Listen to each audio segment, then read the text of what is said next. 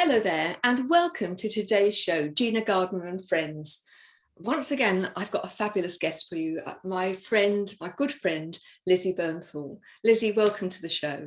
Thank you so much. Excited to be here. Oh, it's just fabulous to have you here. Now, Lizzy and I have been friends, and we have collaborated on a number of products, which you can find on ginagardnerassociates.co.uk, and all about leadership in very, very different contexts. But before we get started, let me tell you a little bit about Lizzy.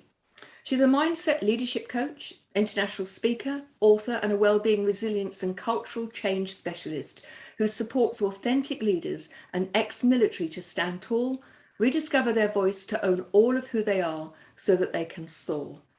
Now, Lizzy, share some of your story because it is quite exceptional. Yeah, well, thank you. So as you heard, I was in the army for 25 years, got to quite a senior level and was head of resilience research. And so as part of that, I was involved in sort of quite a lot of extraordinary circumstances. And that actually really set me on the road to supporting people to be the best they can be.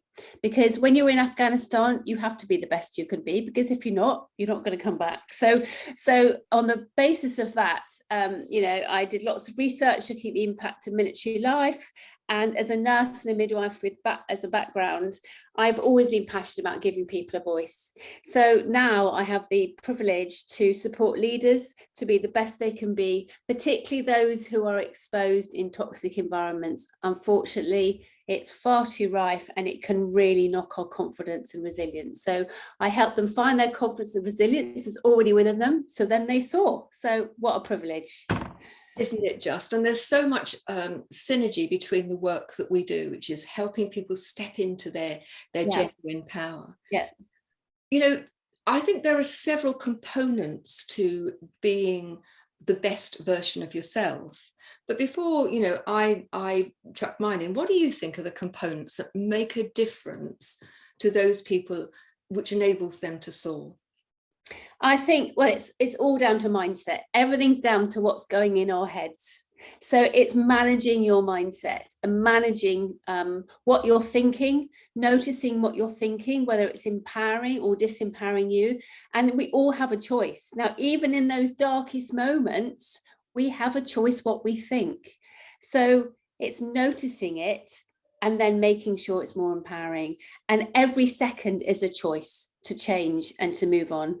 I absolutely agree with you. I mean, people say to me, well, I've got no choice. And I think of my own circumstances. I didn't have a choice. I had to use a wheelchair.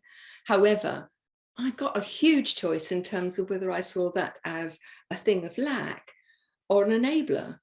And I think people recognizing that they have choice, and you know me, I talk about radical responsibility for that choice. It makes such a difference in life, doesn't it? Absolutely. And I think, we all have those moments. You can't be at the top of your game all the time. So we do have those moments. But for me, the biggest gift is when we own who we are, because when we own our authentic self, our real self, without a shame, then we become the best version of us. And that is simple, because we just show up as us, opposed to trying to fit in, wanting to belong, because belonging is a fundamental need, as we know. However, unfortunately, sometimes we want to fit in, and when we want to fit in, then we betray who we are, and that's when all the trauma starts happening, because we try and become what people want us to be rather than owning who we are and being our real who we really are. I think that is so true. Isn't it interesting how that need to belong, which is hot-wired from cavemen times, because if you didn't belong, you didn't survive, that we see the need to please other people, to be what they expect us to be. And my view is that it's all right to compromise, but when you start to compromise your values and who you are, that's when the real trouble starts. And it's all being authentic, and it's integrity. Integrity is not just, it's doing the right thing, but it's actually being whole and complete in ourselves. And when we start wanting to fit in, or when we want to be liked, and all those things that generally are fundamental needs, we lose who we are, and then we get very much into making ourselves wrong or making other people's wrong or right, and then we are betraying ourselves. It's interesting, isn't it, how this conditioning to do that starts really young. You know, if I don't make a fuss, I'm a good girl. If I do what everybody else tells me to do, I'm a good girl, I will get praise. And people equate that to love. And I make a huge distinction between unconditional love. I love you, but it's not about bartering. I'll love you if you do something, or if you don't do something. I'll love you because I love you. And I think so many people are conditioned through love, which is a form of bartering. I'm only going to love you or give you my attention, give you my time, if you do this or don't do that. Yeah. And I think what I do with my coaching is I unpick all that stuff. And it's so liberating, because what happens is at some point in our life, generally between the ages of 6 and 10, but sometimes it can be a lot earlier, we start making up these stories that we're not good enough because someone, a significant other, whether it's a parent or a teacher, will just say a live comment that means nothing to them. And as a child, we take that to interpret, I can't be good enough, because if I was good enough, you wouldn't say that, or I don't deserve things, or suddenly we stop trusting ourselves and we search for it for everyone else for validation. And it's simply because we don't trust ourselves. I find it fascinating. If you look at very small children, yeah, they want to walk. They don't care whether their bottom looks big in their nappy or whether they look silly when they fall flat on their face. They just have an absolute faith that if they keep going, they're going to walk. And somewhere between that toddler stage, and for some it's very quick after that, others it takes perhaps till teenage years, these doubts creep in. Now we're going to go to a quick break. When we come back, I'd like to explore with you the theme of courage. And I'd like you to share the story that you shared in when you were doing a motivational speech around courage, because I just think it's so powerful. And Lizzy, come on, share that story, because I think it's just so powerful. I think just before we go into the story, I think it's just having a think about what courage is to me. So courage to me doesn't mean to say you've got to do something heroic. Courage to me means that you can't guarantee the outcome. Okay. So it could be courage just saying to someone, how are you, when you don't know what they're going to say. So it doesn't, before we get into my story, I don't think, think we can so get caught up in has to be massive. However, the story I think you probably want me to share, was it going to the plane to Afghanistan? Yep. Yes, yeah. So before you do it, I think you've made a really, really important point. Yeah. The courage to get up every day and keep going, or to say no when it's uncomfortable in that day to day, that is just as important. Yeah. But I think the story I'm asking you to share just exemplifies so many things around courage, and we'll explore that once you've told it. Yeah. So yes, as I said before, I was in the army, and in 2012 I went to Afghanistan. Now, when I stepped off the tarmac at the time, I didn't know if I was ever going to see my family and my daughter again, because you never know whether you're going to come back. However, obviously clearly I did, so it was great. But what really highlighted to me what courage was the pilot that took us out there. So we flew on, and you always fly in at the depth of night because we were under attack all the time. So therefore you always fly under darkness because it's marginally safer. So the pilot, we were coming into land, and because generally we're under attack, we had to get in the brace position. We had our body helmet on, our body armor on, literally get in the brace position. And at that point I thought, oh my goodness, this is for real here. And over the tannoy came the pilot saying, don't worry, we're not going to land quite yet. We've got to do another loop and it sounded like thunder. So I thought we were in thunder. He said, we're just being attacked, but don't worry, I've done this so many times before. So we realized that actually the thunder wasn't thunder. It was being hit. Yeah, gunfire. And he was so calm and just gave us all confidence. If anyone could get us down, he would get us down. And so we did one more loop. And yes, about 20 minutes later, we landed. Now, to me, that was courage, because We all only had to do it once. You know, okay, we had got to Afghanistan. It wasn't a great place, but learned a huge amount and hopefully made a difference. But to me, that was courage, because he was doing that 4, 5, 6 times a week, knowing that every flight could be his last, and yet he did it anyway. And the other thing which was extraordinary at the time was soldiers going out on patrol every day, knowing that at the time it was a very, very difficult time in Afghanistan. At the time, 1 in 6 soldiers would not come back at the end of that day. And yet every single day they went out because they knew that was not going to be them. And to me, that is true courage, that you do it no matter what the risk is. You just do it because the purpose and why you're doing it is way more important than what the outcome could be. They just wanted to make a difference, even if they didn't come back at the end of the day. Isn't it interesting that wanting to make a difference allows so many people to put the most amazing things to one side? You know, I was watching the television a few days ago, and there was a parent of a child who had committed suicide, and that is unimaginable for most parents, that you lose a child through suicide. But I watched as they talked about the fact that they had started a charity which had grown hugely to provide support not only for those who were desperate and facing suicide, but for their families, supporting them on their journey, and supporting families where they had taken the ultimate act and they had taken their own lives. And it really struck me that through their huge grief and the negativity, they'd found the strength and the courage to find a way forward and to make something positive out of something that was hugely awful. Which brings us back to the beginning about choice. Yeah, we have a choice how we react to anything in our life. And I think it's classically, somebody's made redundant, for example, they can choose that as the end of their life because they feel they've been thrown on the rubbish heap, or they can turn it round and say, wow, this is a fantastic opportunity. How am I going to embrace this opportunity? Maybe I'm going to start my business I've always wanted to do, or do something that really, really excites them. So everything is how we approach it. And, I think that in every challenge, there's a huge gift. And I'm reminded of clients I've worked with who've been made redundant, who, when they first come, it's the end of the world and they feel that they've been rejected and that they're no good.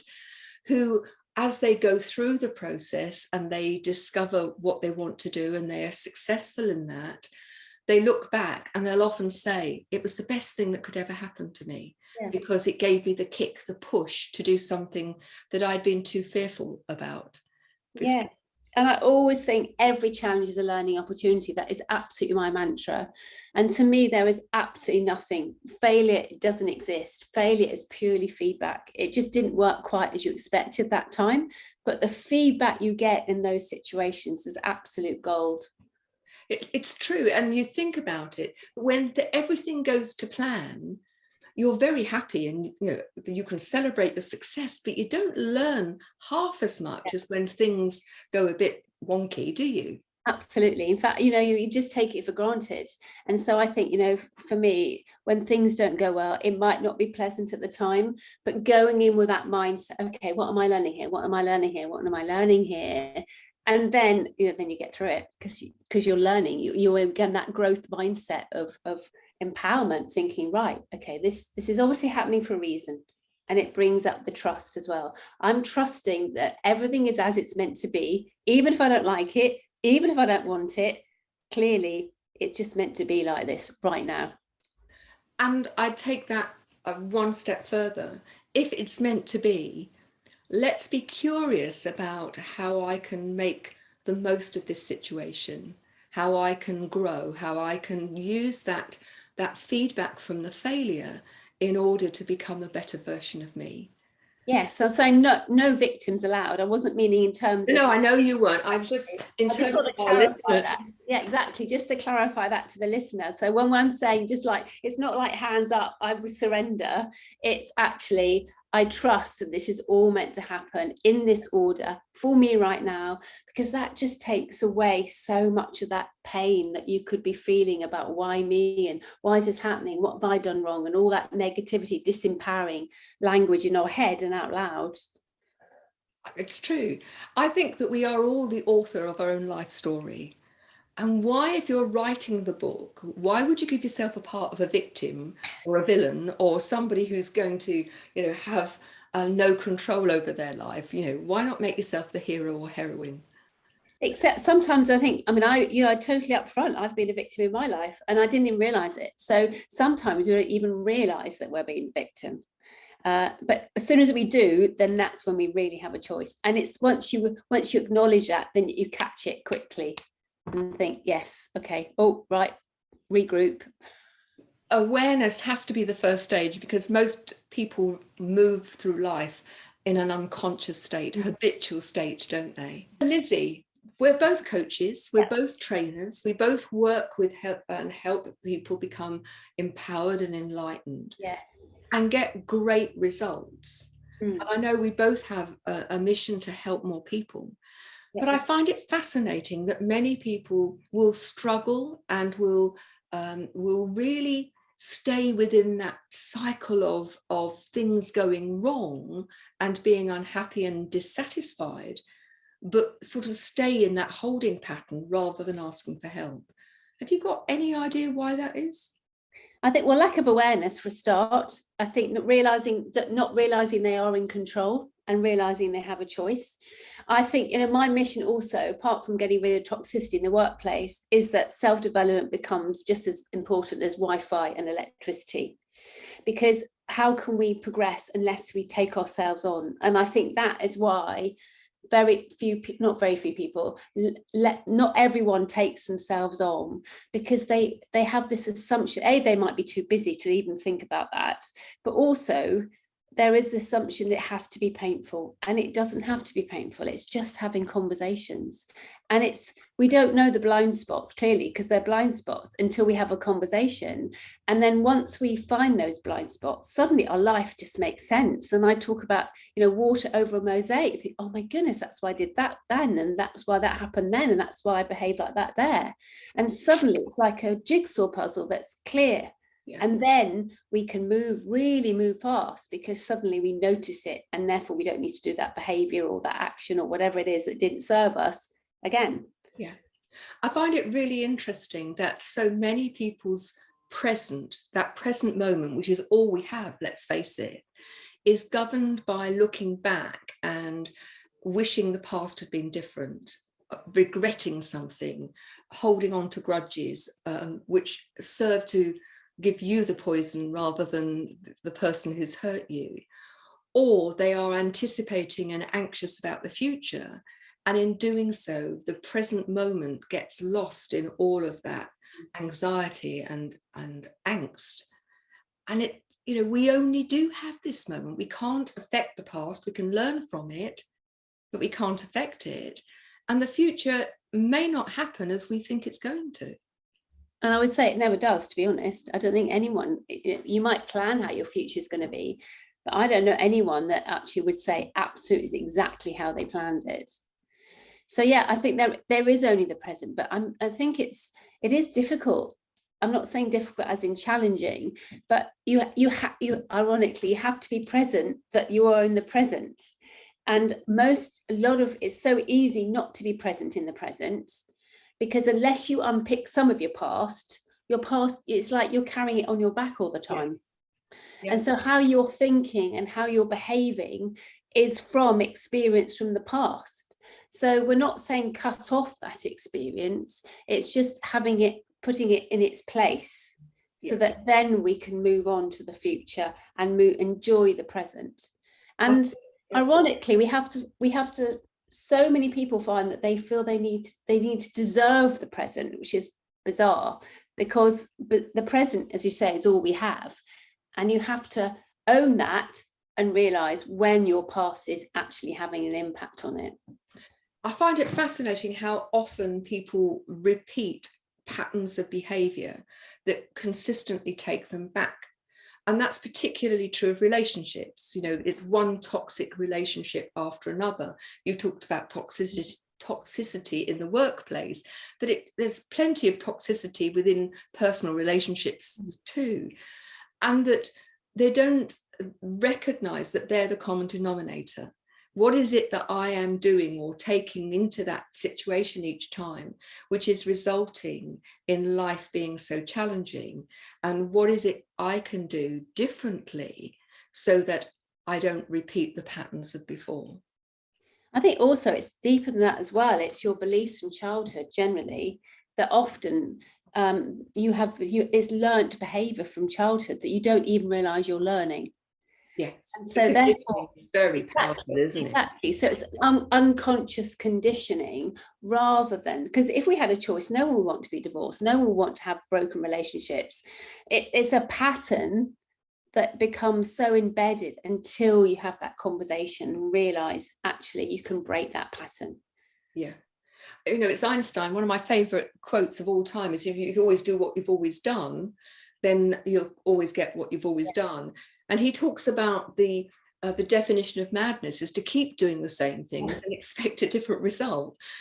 We do it harder and we do it longer and we do it louder, but breaking that pattern. And I think that for me, that's a big part of what we do, is that we hold up the mirror and say, do you recognize this is a pattern? And you now have a choice. You can continue with that, or there are other ways to do it. Yeah, indeed. So Lizzy, where can people get hold of you? Yeah, on my website, which is RY Potential, which is my business. I'm a very active on LinkedIn, so Lizzy Bernthal. Facebook a little bit, but not as often. But yeah, just Google my name and then it will come up, hopefully. Brilliant. Yeah. So as we finish off, what for you would be, let's say, 3 things that you say that you would advise people who are listening that can do, that's going to make a difference to them on in their day-to-day life?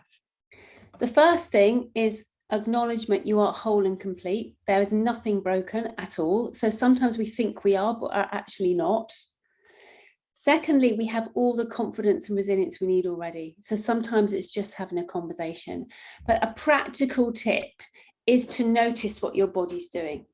Because when we're feeling confident, we naturally, like Superman, Superwoman, you know, we're up front, we're empowered body stance. And when we're feeling low, fed up, depressed, whatever, negative emotions, we tend to sort of like close up. It's sort of a closed position. So simply noticing what your body's doing can actually make a massive difference to how you feel. So we can tell somebody walking on the street if they're having a great day, confident, empowered, or they're having a really rubbish day. So that's my biggest tip to start with, is just notice what your body's doing. Your physiology is the first stop, isn't it? It's very quick. And then you can start to deal with some of the other things. Lizzy, it's been an absolute pleasure to have you on the show. As always, great to talk to you. We could talk forever. It's been a huge pleasure. Thank you very much. Thank you so much. It's always a joy. Thank you so much, Gina. And thank you for listening. If you are listening to the show, please do let people know about it. Every 100 people who listen to the show, we give a free meal to those who have not got enough to eat. And the same if you download off one of the podcast platforms. If you're interested in finding out more about what I do, then go to genuinely-u.com, and you can email me at gina@genuinely-u.com. Love to hear what you think. And if you've got any questions or themes that you'd like us to cover in future shows, then please do so. Take care, and we'll see you on the next show. Bye-bye now. Bye-bye.